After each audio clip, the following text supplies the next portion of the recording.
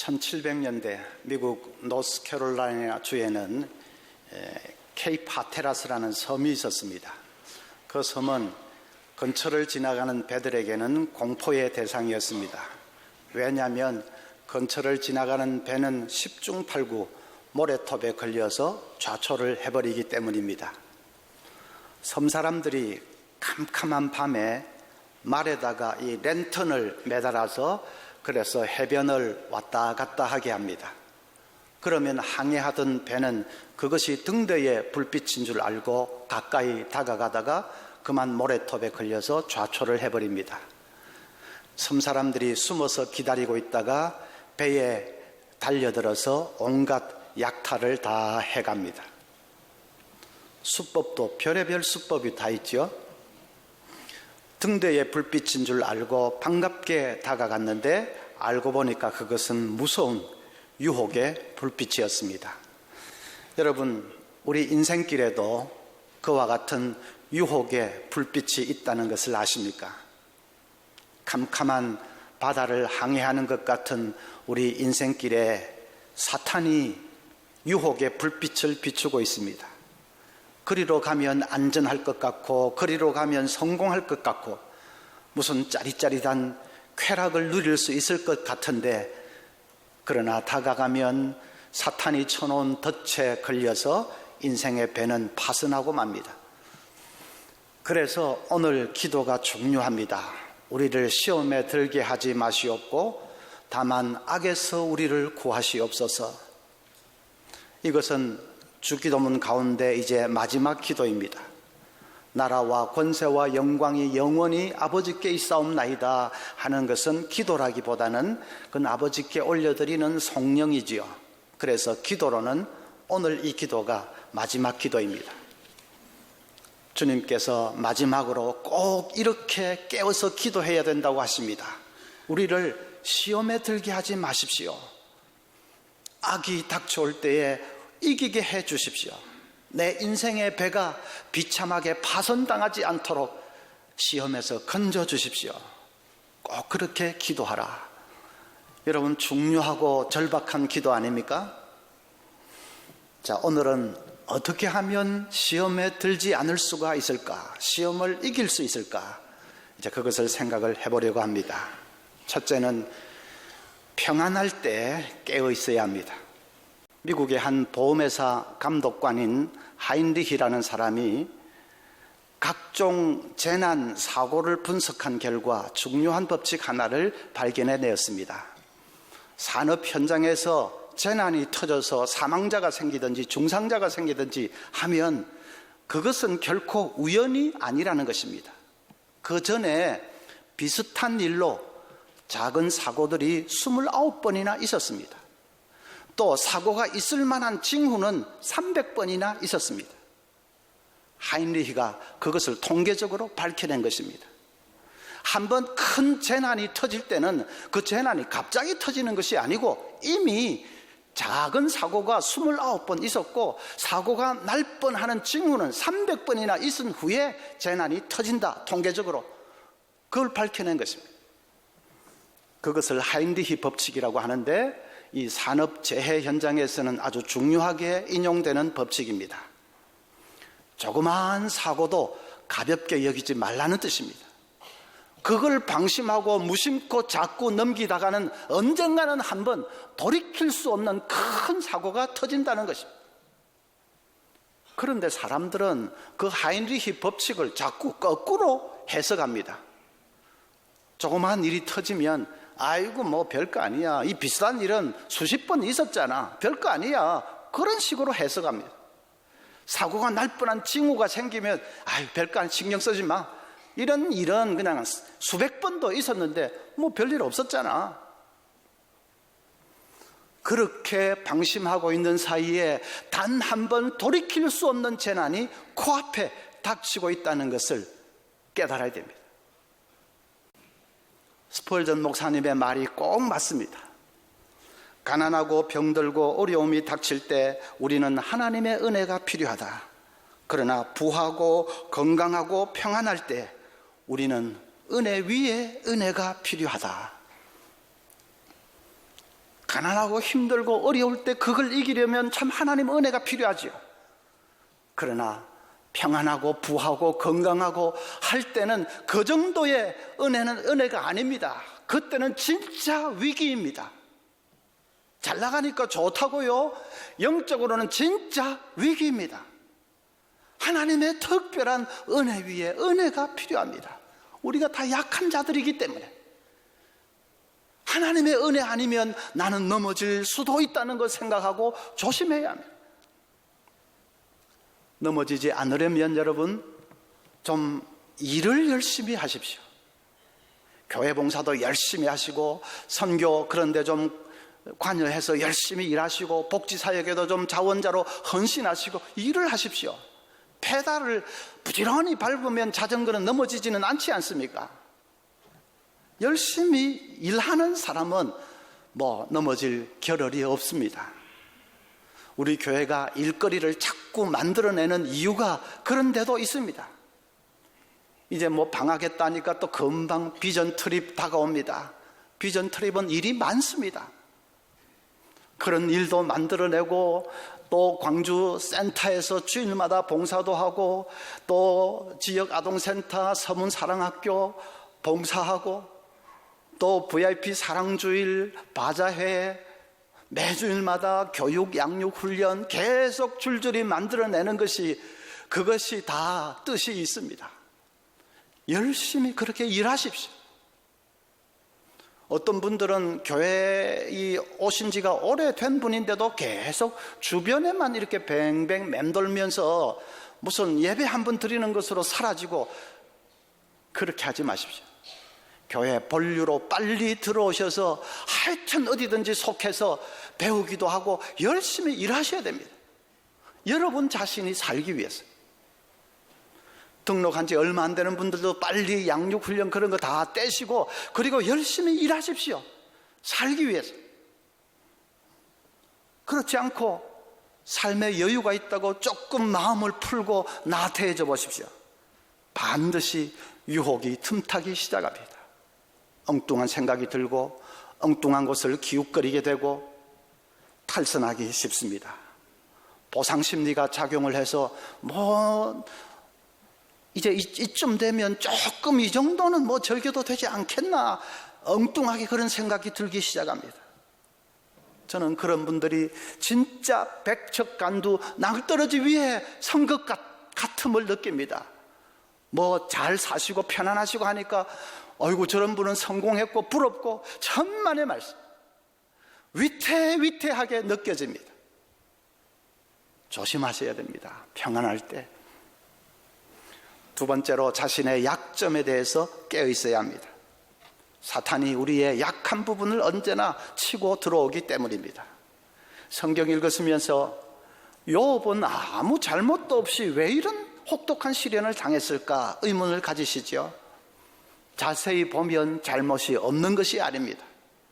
욥기 1장 5절 중간부터 보면 이는 욥이 말하기를 혹시 내 아들들이 죄를 범하여 마음으로 하나님을 욕되게 하였을까 함이라. 무슨 뜻이지요? 욥에게 자기 자녀들에 대한 근심, 염려가 많았다는 말입니다. 아이들이 잘못되지는 않을까 늘 좀 이 부정적인 쪽으로 염려를 많이 했습니다. 그럴 필요가 없습니다. 자기가 신앙교육 잘 시킨 아이들인데 하나님께 그 미래를 다 맡기고 그래야지 늘 염려하고 혹시 잘못되면 어떻게 하나 늘 그런 식으로 생각했어요. 한번 그렇게 생각의 방향이 흐르기 시작하면 자녀들에게만 그렇게 했겠습니까? 자기 재물에 대해서도 염려했을 것이고 자기 건강에 대해서도 그랬을 것입니다.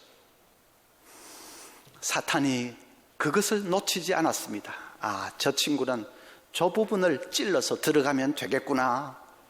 그래서 사탄이 감히 하나님 앞에 나아가서 자기가 욥을 쓰러뜨릴 수 있다고 장담을 했지 않습니까? 결국 욥은 자녀들 다 죽고 재산 날아가고 그리고 자기는 악창이 나서 기와장으로 벅벅 긁어야 했습니다. 그러면서 탄식합니다.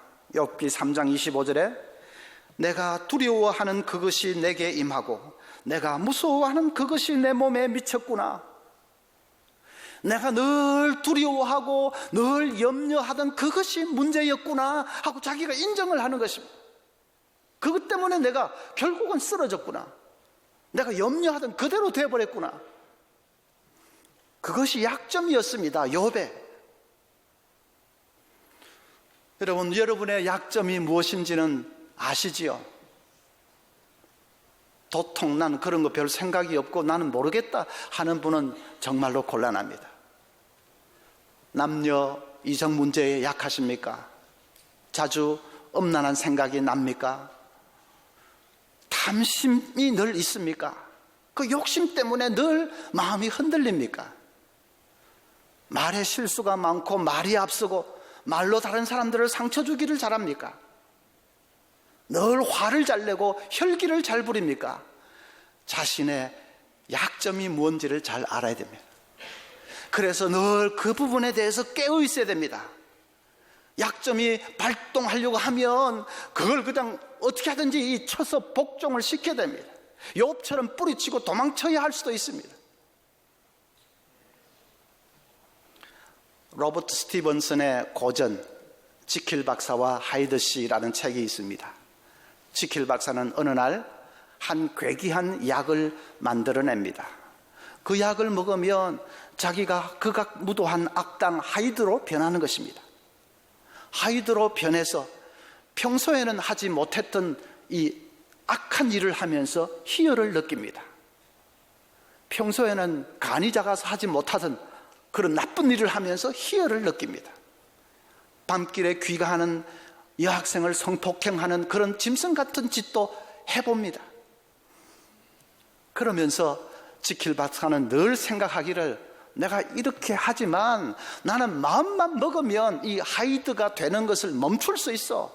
그만둘 수 있어. 마음만 먹으면 지킬 박사로 다시 돌아갈 수 있어. 늘 그럽니다.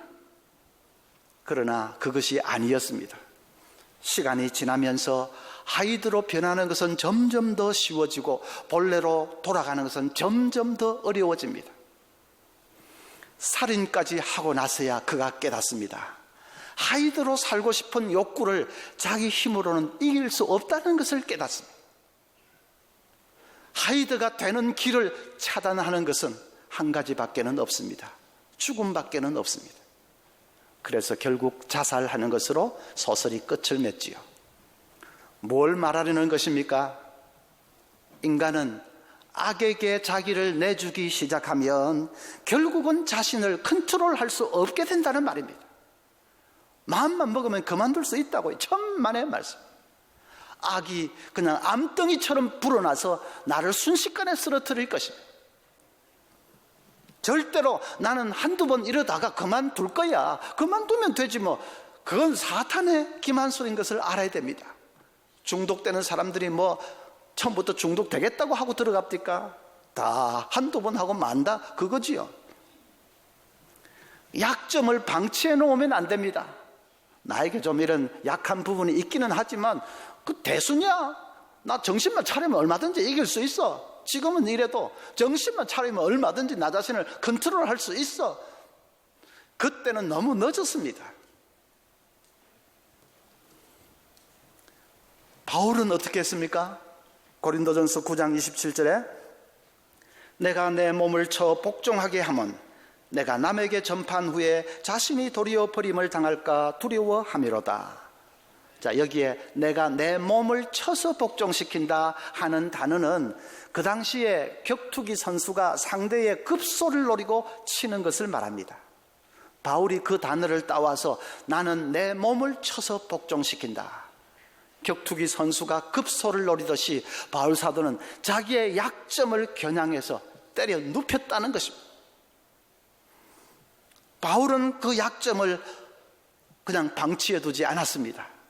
무관심하게 그렇게 하지 않았습니다. 늘 조심하다가 그 약점을 통해서 뭐가 발동한다 싶으면 그걸 쳐서 때려 눕혔다는 것입니다. 많은 사람들에게 복음을 전해서 사람들은 살려내었으면서도 자기는 그냥 유혹에 빠져서 자빠져 버리면 그게 무슨 꼬락서니입니까? 그렇게 되지 않기 위해서 약점을 쳐서 복종시켰다. 제가 옛날 대학 시절에 선배님 한 분이 하루는 저 하숙방에 놀러 와서 이런저런 얘기를 하다가 둘이 밤늦게 이제 잠자리에 들었습니다. 한참 고나게 자고 있는데 갑자기 옆에 있던 선배가 후다닥 일어나더니 그냥 얼굴을 그 이불에 파묻고는 중얼중얼중얼 하고 기도를 합니다. 하도 요란스럽게. 그래서 제가 잠이 깼지요. 기분이 영 안 좋았습니다. 자기 뭐 기도 많이 하는 거 과시하나. 그래서 다음날 아침에 한마디를 했습니다. 선배님은 기도를 왜 그렇게 요란스럽게 하세요? 그 선배가 미안한 얼굴로, 나 때문에 잠 깼지, 미안하다. 꿈을 꾸는데 죄를 지으려고 하잖니. 그래서 뿌리친다는 게 그냥 그렇게 됐네, 미안하다, 그럽니다. 제가 충격을 받았습니다. 내색은 안 했지만 속으로는 엄청 충격을 받았습니다. 꿈에 죄를 지으려고 해서 그래서 그렇게 일어났다고? 마치 용수철 튀기듯이 팍 일어나서 그렇게 기도를 했다고? 그렇게 고나게 자고 있다가 꿈에 뭐 죄 지으려고 한다고 그렇게 용수철처럼 튀어올랐다? 나는 꿈에 그런 일이 있으면 좋아서 그냥 홍냐홍냐 따라가는데,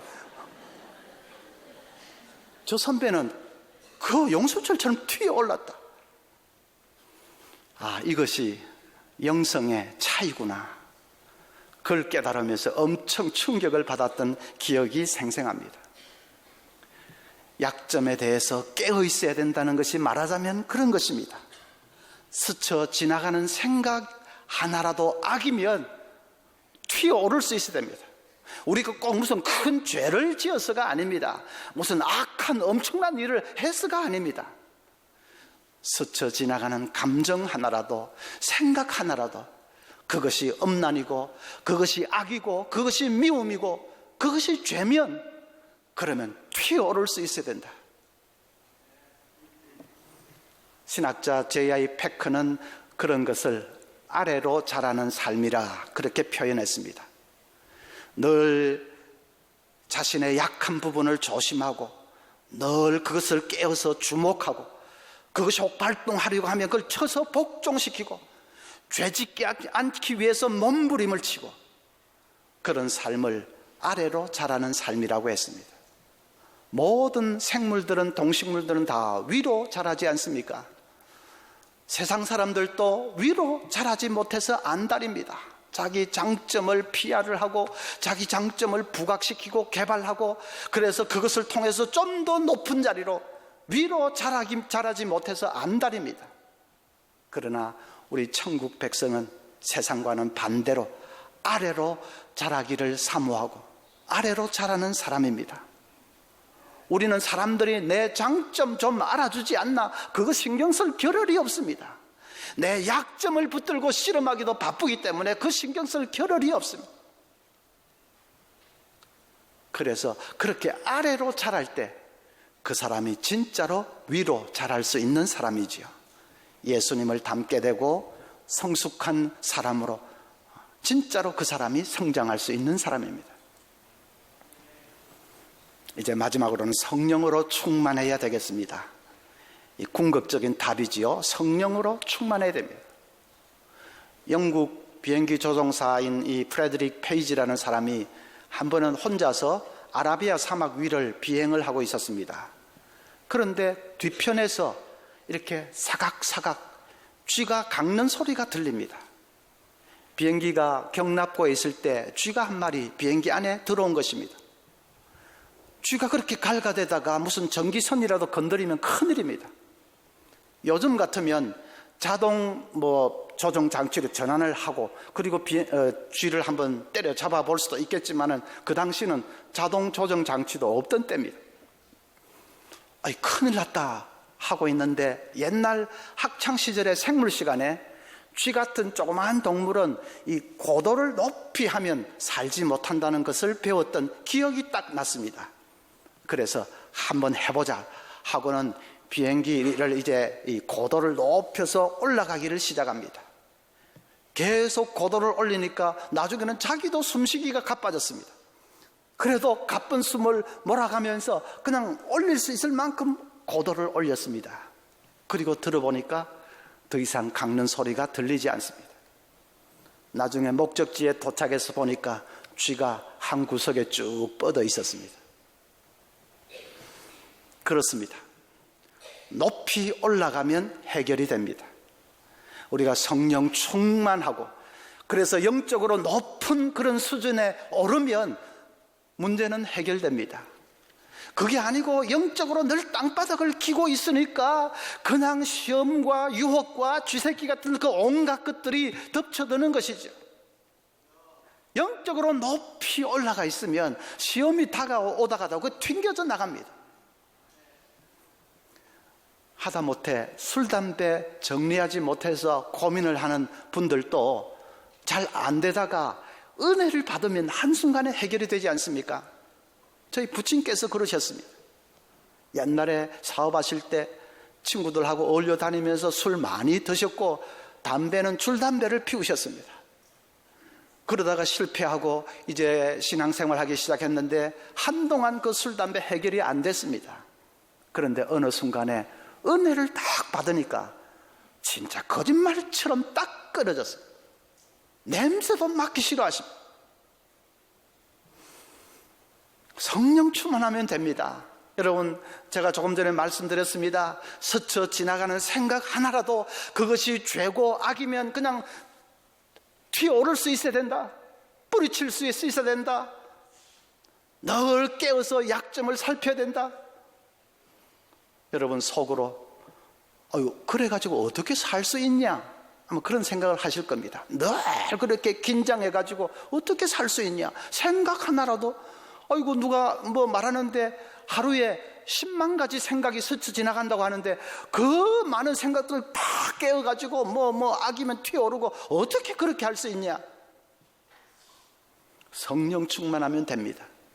내 의지, 내 노력으로는 사실 좀 힘들 때가 많습니다. 그러나 은혜 충만, 성령 충만하면 성령의 능력 안에서 됩니다. 어떻게 성령 충만을 받아야 됩니까?